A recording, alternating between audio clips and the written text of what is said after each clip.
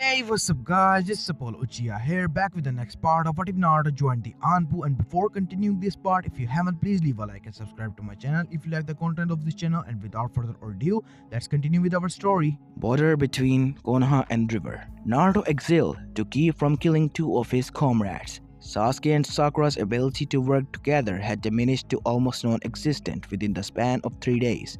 After Sasuke made the first remark, the Uchiha continued to do so with increasing viciousness, only this time aimed at both the team and the mission. This is pointless. I could be training, not waiting here to trade some pieces of paper. Sasuke said arrogantly. His attitude went sour and ego took a hit when Sakura decked both him and Sai during an argument last night. To save face, the boy was not acting like a petulant child. Suck it up, you jerk, Sakura growled. Sakura Haruna would have never treated her beloved that way, but ever since Hikaru began her training, the girl took off her rose-tinted glasses and actually saw both of her teammates. The verdict? Both were assholes. Tosai was just clueless while Sasuke was the child who had to have his way. Sure, he was improving over time, but this mission reverted him back to his old bad habits. Both of you, just please shut up. We're on a mission and I don't want to be the one to explain to the council why Konoha now appears bad to our supplier of rice. Naruto rubbed his temples. Both now fueled their eerie to him. What the hell, Naruto? He/she started it, the two simultaneously. Ugly and duck-ass are childish, Saipa pointed out. Naruto looked deep within himself. Kurama, what should I do?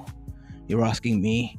I told you days ago to just kill them and be done with it, especially the Uchiha. Sighing annoyance, he let the Kitsune's padded voice go. WWDD, meaning what would Dragon do? He pondered, and then tossed out Dragon's obvious choice of personal hell disguised as training.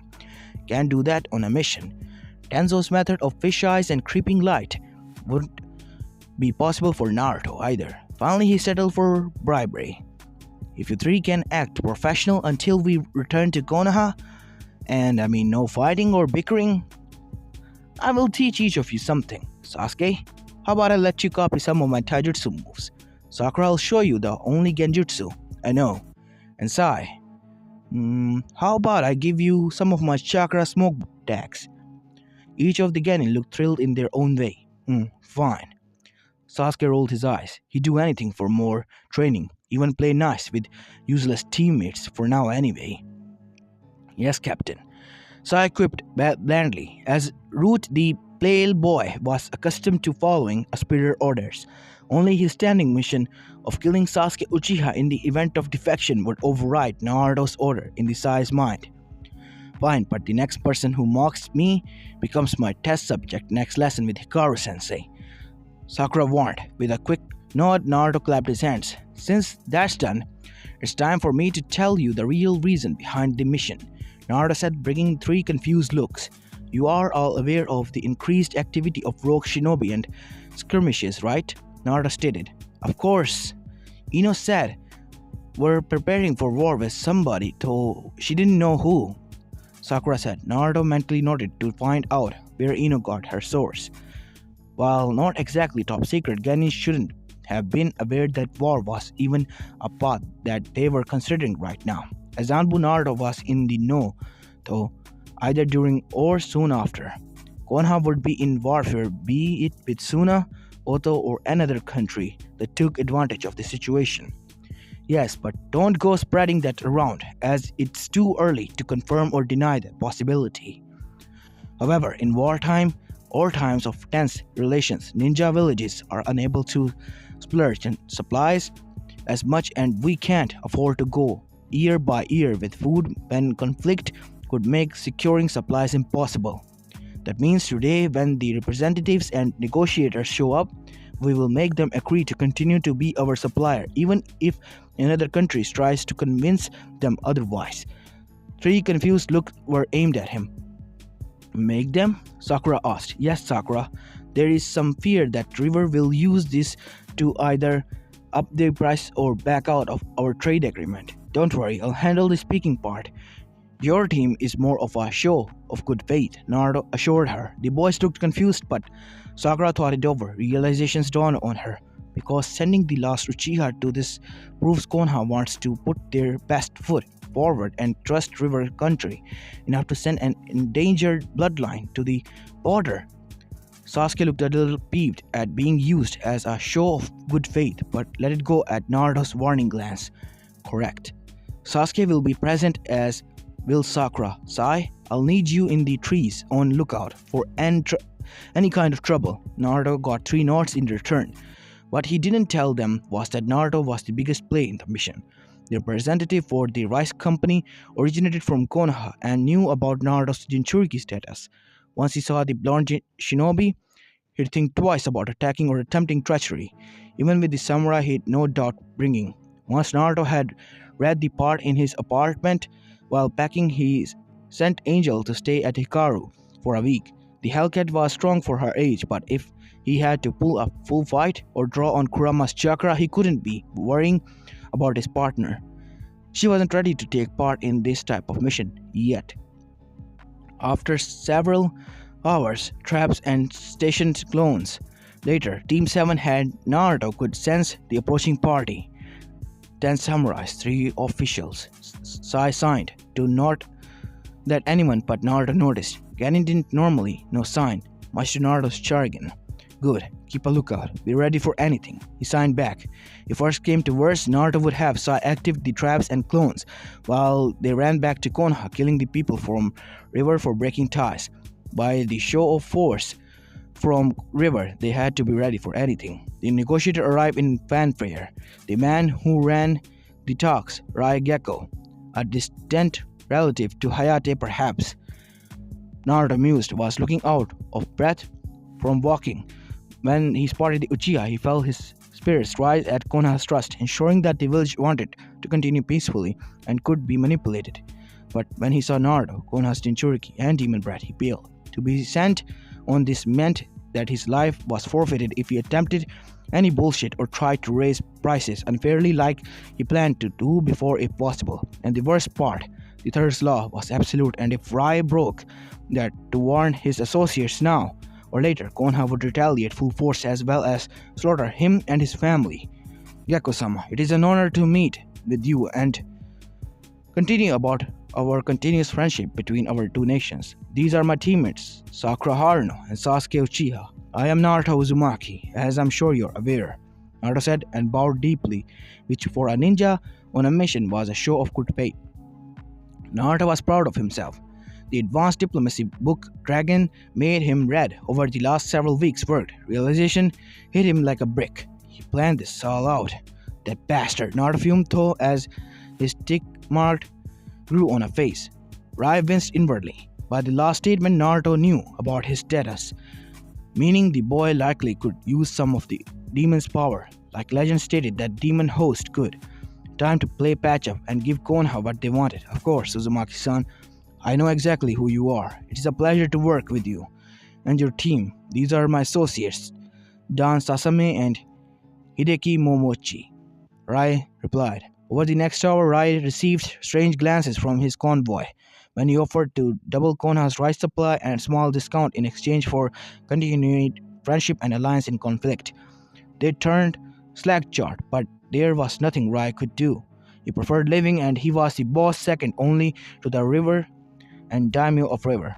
The man also knew about the Cubist Jinchuriki, as he was visiting Konoha to offer aid before the third law took effect after the attack and took the oath to prevent war with the country. Rai was sure the man would agree that angering Konoha at this point would be suicide. I am happy our negotiation went smoothly, Gecko-sama. Konoha will send a team to collect the rice and exchange payment in 1 month, Naruto said cheerfully. Rai nodded quickly while his associates looked agap, but as per order stayed silent. Of course, Uzumaki-san. Tell Hokage-sama it is always a pleasure to do business, even if it was unexpected to conduct extensive negotiation here, Rai said, with an underhanded meaning. He had expected to use the fact that Konoha was sending just shinobi this time instead of the negotiator to charge more and then lose the rice shipment in favor of Suna in the upcoming conflict the Kazekage told him about. By sending the Jinchuriki, which had 8 more tails than Suna's, Konoha ensured River was loyal to fire, not wind. A sneaky tactic, but it worked. No wonders ninjas ran the world. Just a precaution. After all, my friend in trees would have trouble keeping lookout for enemy shinobi wanting to interrupt in an office. Naruto replied airily. Rai gulped, as did the rest of his side. Though the Konoha shinobi said it, as looking after both sides, the message was clear. We were prepared to slaughter you. Ha ha ha, of course. Have a safe trip back. Rai bowed. And you too. Naruto bowed. Oh, and my furry friend had hoped to play together, perhaps next time. The man went ashen and quickly quickened his pace to get away. On the trip back, Sakura and Sasuke watched their temporary leader with fascination. What? Naruto asked them, as he was balancing a senbon on his palm and exercising meant to help with the Rasengan second step. You played them. How, Naruto? My brain couldn't keep up with all that went on. And why was he so scared of you? Sakura asked him. Rai looked ready to pee his pants every time Naruto spoke or looked him in the eye. I really didn't do anything, Sakura. I read a lot, and word in the tower means I can play the game somewhat. And as for the second question, I'll tell you when you make Chunin. He said with a glint in his eyes.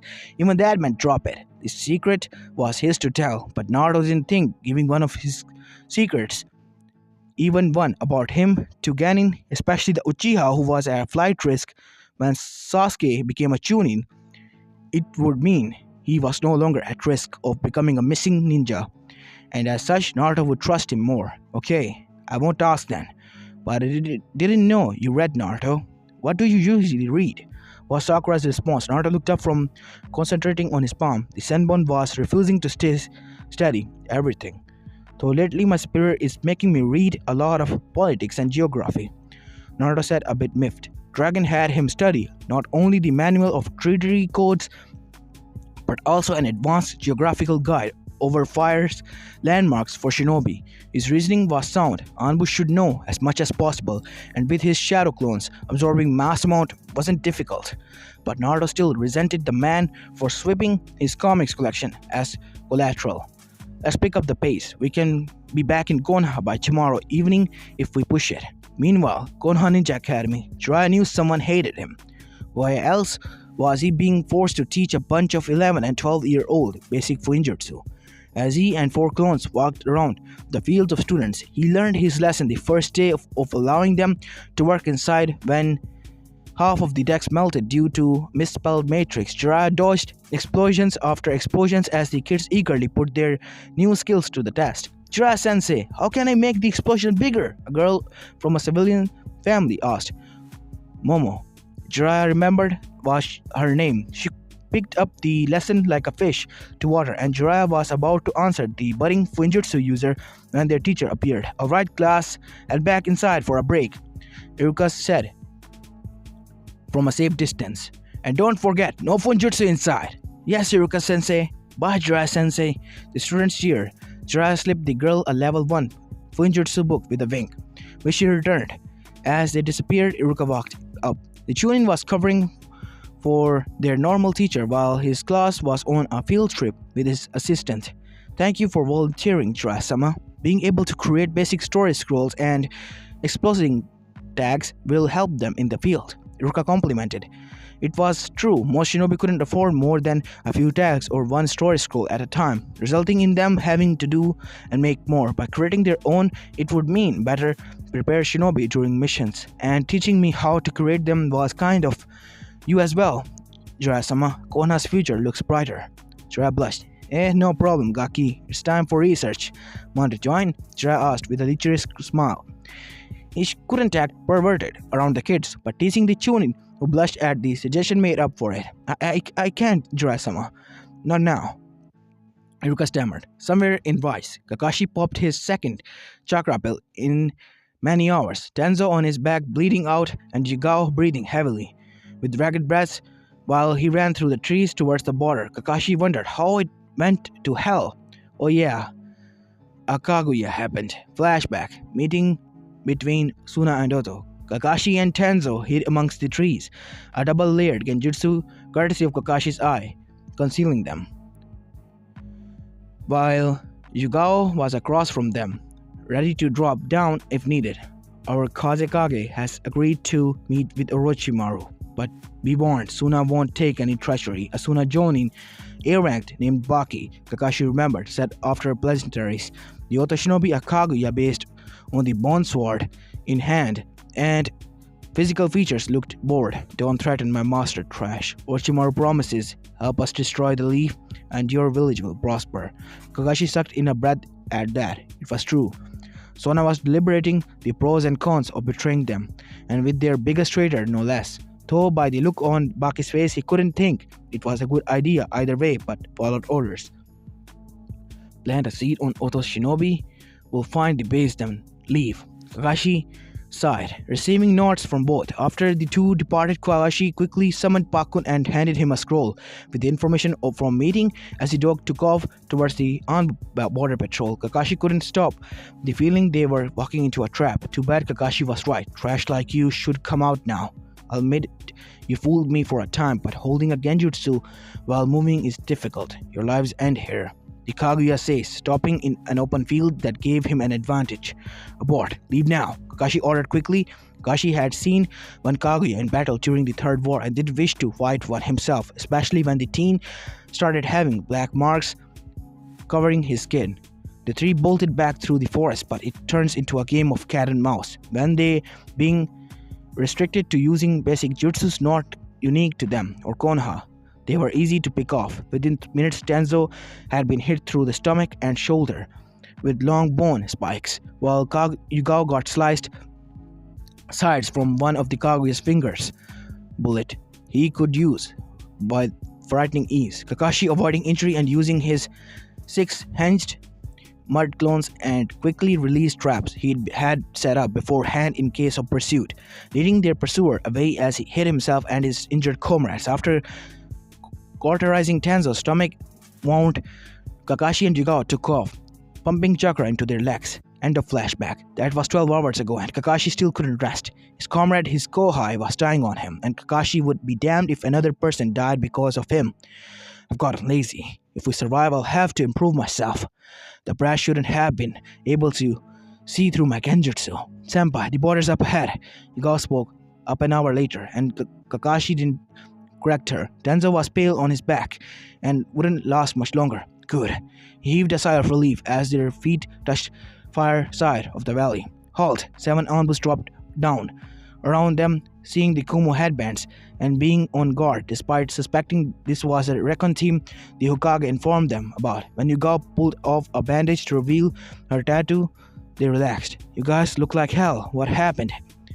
A Captain Hawk asked with worry. Medic first. Kakashi managed before passing out from chakra exhaustion and chakra pill poisoning. Taking 4 of the military-grade chakra pills tended to do that to you. Orochimaru's base. They got away? Orochimaru hissed in the noise. The trail was lost. Where did they come from? Kumo. Orochimaru-sama. I captured one mud clone, a female one, before it dispelled. They were missing nins. Looked for sanctuary, but didn't like the thought of you. The teen Kaguya said. He was ticked at himself for failure and made sure to memorize their faces the best he could. He'd find them and kill them. Do you believe them? Orochimaru asked his trusted pet. The boy was fanatical in his loyalty, but the thought of missing nin spying on the meeting irked him and sounded too much like Iwa or even Kumo or Konoha. I am not sure. I will check the bingo books though. Will this change our plans, master? Orochimaru pondered for a minute. No, unless Kabuto finds that Konoha and Sarutobi-sensei was the one to send ninja. Kabuto will find out if that's the case. He's our spy, and best of the best after all. Of course, Orochimaru-sama. Kimemaru bowed deep before leaving the snake, sounding to his thought. Little did either know that Kakashi, in all his wisdom, had based their disguise on 3 Kumo missing nins that Konoha had picked up, and he had no way of knowing that their corpses would be planted by week's end to be picked up by Oto's patrol schedule that Shiraya Toads had found. To everyone in Oto, the Kumo shinobi died by injuries from the Kaguya and had managed to almost make it to the land of hot springs. Orochimaru would learn that despite the appearance of compassion and weakness, Konoha could play the game of Cutterheart better than anyone. Konoha next evening, Naruto and Team 7 made it back before dark. Checking into the guard station with tired eyes, Naruto turned to the team. Remember, don't talk about the negotiations and cut down any rumors of tensions rising. Naruto said. The Genin nodded in understanding as Naruto had talked to them on the run back about the dangers of letting Konoha appear as anything other than business as usual to the outside, and spies could be anywhere. Take the next 2 days off. Kakashi Senpai will contact you soon, and I'll bring I'll begin your reward lessons next week. I'll take care of the report, so go home. Using a Shanshin, Naruto took off towards the Hokage Tower. In the dying light, the village below the rooftops, Naruto ran across, looking more beautiful than Naruto had ever seen. The people below becoming blurs. Reaching the tower, Naruto made the sign allowing them to bypass the security. Knocking, he hears a come in and quietly slips in. The Hokage was in a meeting with Elder Danzo and the commander, all of whom turned to the young Anbu in tuning grab. Ah, Naruto, how was your mission? Sarutobi asked, grateful for distraction. But with what they heard from Kakashi team, war was inevitable. There was a spy in the ranks as well, and they had been discussing how to feed the Nin traitor Kabuto misinformation without altering him. Naruto glanced at the powerful people in the room, all of whom could snap him like a twig still, and went into a crouch after setting the scroll on Sarutobi's desk. Mission successful, Hokage-sama. Raigeko was terrified enough of me to give into our demands. I even managed to convince him to give Konoha a discount with the double order without as much as asking. Naruto kept his face carefully blank at the gasp and pleased smile from the Hokage. It seemed our weapon is a skilled negotiator. Danzo Shimura mused. Sarutobi shot him a warning glance, but Naruto remained impassive. Dragon told him the old Warhawk thought Jinchuriki were merely weapons. Along with most shinobis, it didn't bother the blonde. It's not like the man actually had any power over him as he was in Anbu. I'm proud of you. First mission as a squad leader, Naruto. Tell me, how did Team 7 perform? Naruto's eyes twitched, caused Dragon to suppress a facepalm and Sarutobi to sigh. The Uchiha must have caused trouble, was the duo's thought. Sai was excellent. As in my report, he was respectful, though needs to learn how to interact more as his nicknames caused tension between him and his teammates. Sakura Haruno, well, Hikaru owes me 50 ryo, as she snapped at Sasuke, who was broody and unable to work with the team. Thankfully, with bribery for more training, the Genins were able to put aside their distractions and differences. Naruto finished, leaving the rest to the written report. Sarutobi gave him a considering look. Do you consider them ready for the Chunin exam in 2 months? Sarutobi asked. The plan to draw out their enemies required the Uchiha and Hyuga to take part, but losing the last part of a bloodline either to treachery or death was not worth it. At Naruto's widening eyes, Sarutobi had to chuckle. Yes, I value your opinion. You may be young, but you have proven yourself to make wise decisions, especially on their last mission. Well, they don't deserve it to be sure, but he added, at the somewhat disappointment looks. They will survive with Ro and Gamma watching over them. The Uchiha and Haruno are not ready for the rank, as Sakura is just now getting out of her fangirl phase, and when she saw how Sasuke treated her, and Sasuke would not pass a loyalty test if his life depended on it. Naruto admitted. Danzo coughed. And the third, what about Sai? The undercover handler is almost Jonin level, and I have no troubles with him. Naruto shot back, not liking his games. Everyone knew the pale boy was Danzo, so why beat around the bush? The mummy sent a pleased hum, but didn't confirm or deny it. And his training. There is somehow voiced their desire to see Sasuke learn higher level techniques, and the elders wish Kakashi to start on training his Chidori to him. Sarutobi looked pensive at the thought even Kakashi had shot down the notion of upping the Uchiha's training. Naruto scoffed. Absolutely not, Hokage-sama. Sasuke Uchiha still harbors dark thoughts about both his team and brother. He feels superior to everyone around him. If a traitor or another village offered him power, he'll leave Konoha in a heartbeat. Giving him instructions in jutsu unique to our village, or as high assassination ability, would be foolish. Naruto wished for nothing more than for Sasuke to grow up as a loyal ninja, a shinobi, to the village.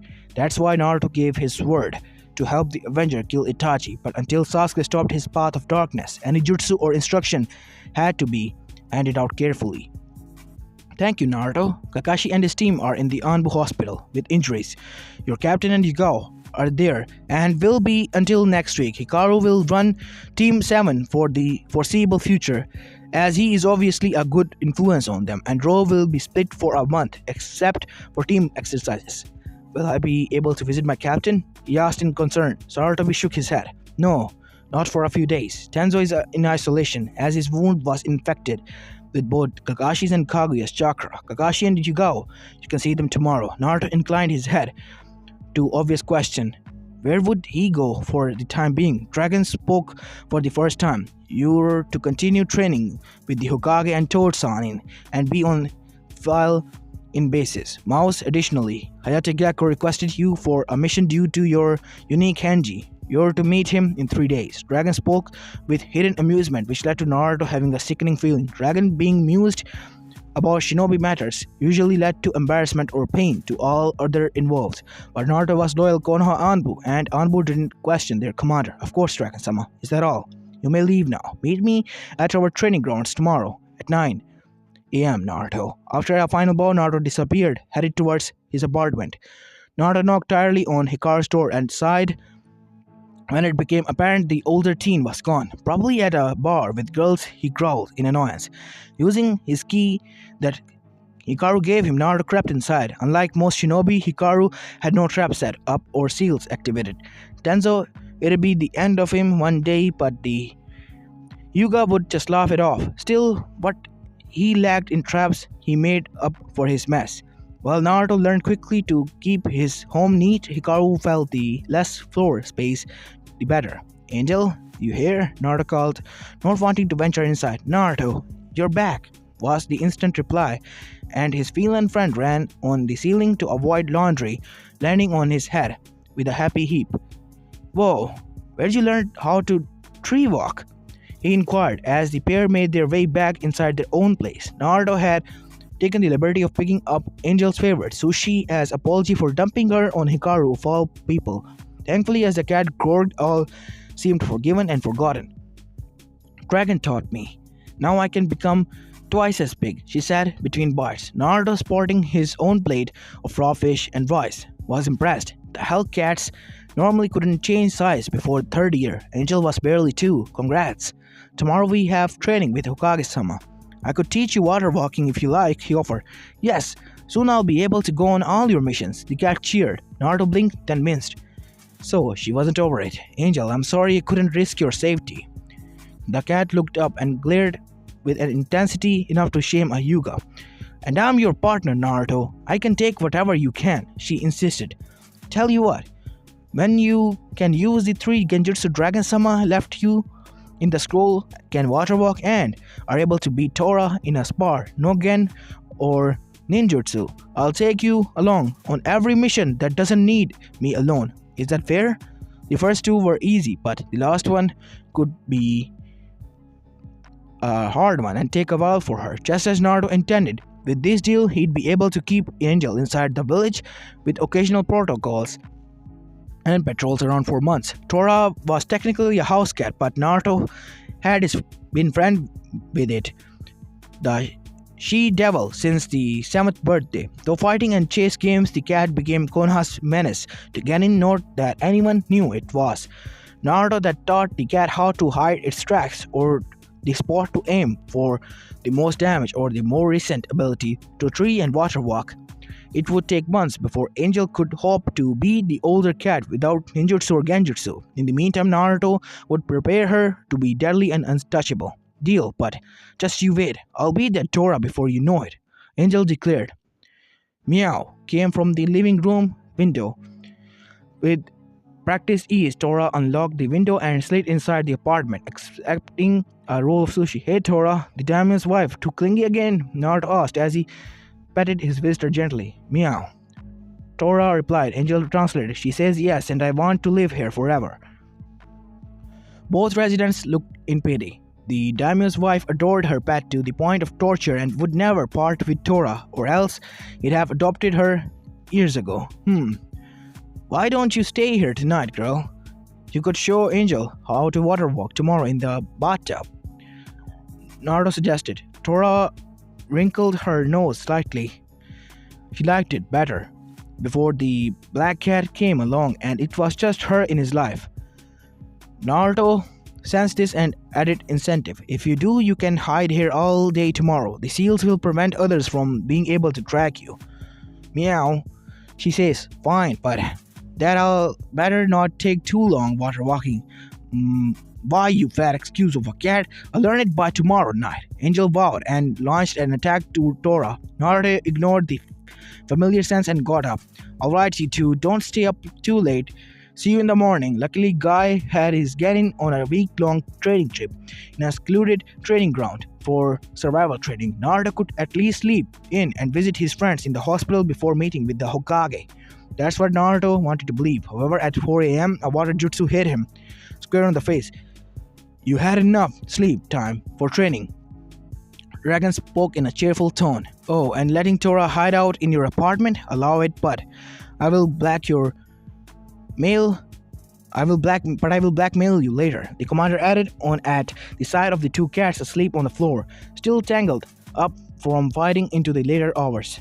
Meet me at the training ground around 5 and left Naruto bedroom's window. Saddest, Naruto grumbled. 30 seconds later, he was dressed in his full-on-duty anbu gear and fitted his weights on ties.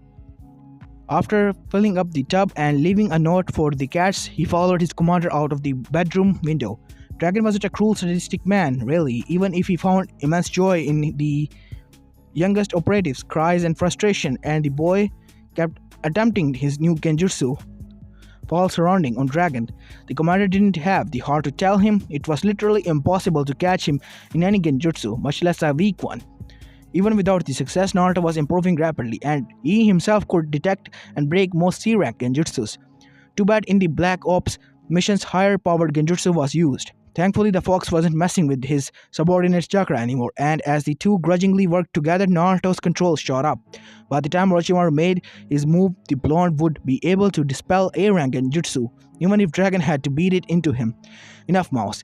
You did almost possible. The waterfall climbing is helpful. Go work on the Rasengan while you wait for the Hokage-sama.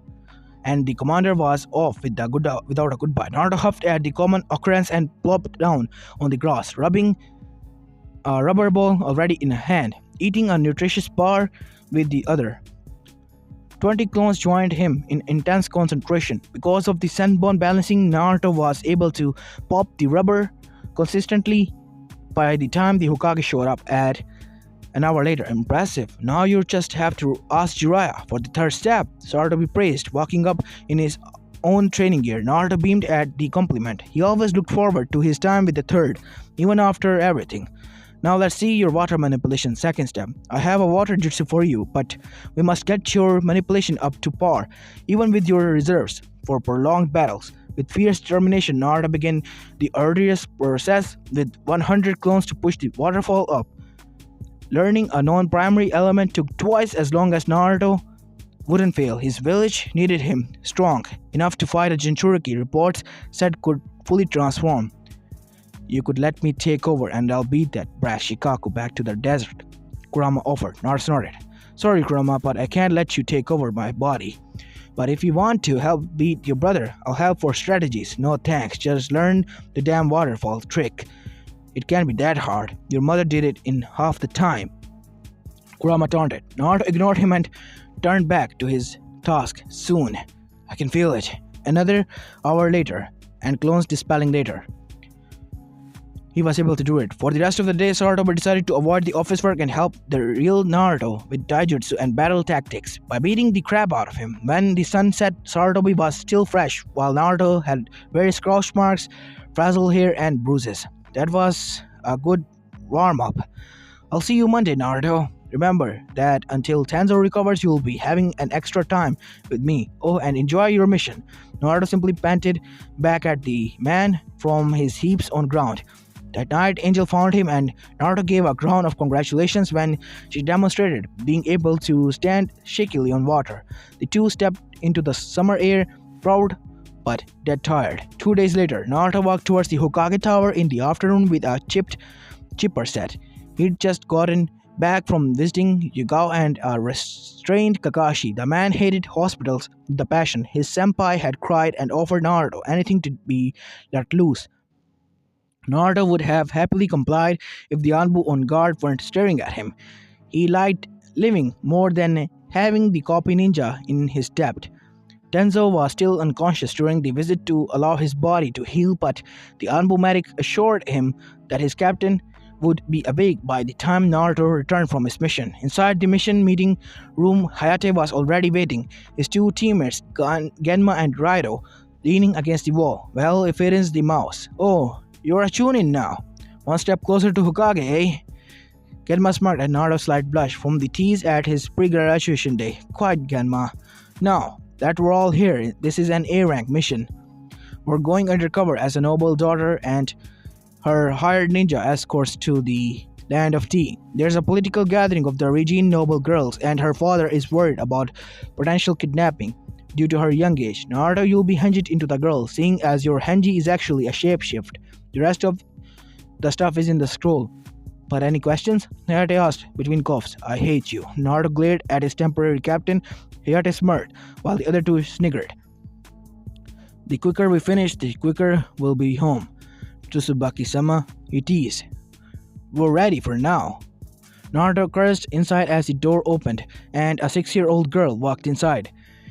This was going to be a long mission, the only upside being that Hikaru wasn't there, and Angel was hanging out with Tora and Gamma squad on their patrol while he was gone in exchange for Tora hiding out in his apartment again and Naruto giving Hawk 5 of the chakra smoke tax. Time to get to work, my lady. Genma chuckled. A long mission awaited indeed for Naruto. As this is where I'm going to be leaving this part of, guys. I hope you like this one, and if you do, please leave a like and subscribe to my channel. And this is Apollo Uchiha, and I'm signing out. Peace.